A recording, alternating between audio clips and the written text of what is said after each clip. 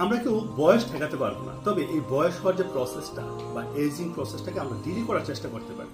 সেক্ষেত্রে আমাদের হাঁটাচলা তো বাড়াতে হবে, সেটা আমি অনেক আগে থেকে বলেছি। তবে পাশাপাশি আরো একটা ব্যাপার হচ্ছে, সেটা হচ্ছে মাসেল বিল্ডিং এক্সারসাইজ। ছোট থেকে বড় একদম বয়স্ক পর্যন্ত এই মাসেল বিল্ডিং এক্সারসাইজ করা আসলে খুবই জরুরি।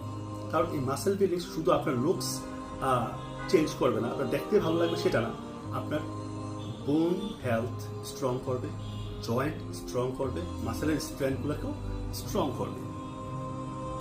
পাশাপাশি আরো সবচেয়ে বড় ইম্পর্টেন্ট যেটা আমি যেহেতু সবসময় গ্লুকোজ দিয়ে কথা বলি, মাসেল মাস যখন বাড়বে, মাসেলের পরিধি যখন বাড়বে, আপনার এই গ্লুকোজ আপটেকটা অনেক বেড়ে যাবে। সেক্ষেত্রে কি হবে, যারা ডায়াবেটিসের পেশেন্ট আছেন তারা যদি এই মাসেল বিল্ডিং এক্সারসাইজ করেন, তাহলে তাদের কিন্তু ওষুধ খাওয়া কম লাগবে সুগার কমানোর জন্য, তাদের কিন্তু ইনসুলিন নেওয়া কম লাগবে এই সুগারকে কমানোর জন্য। কারণ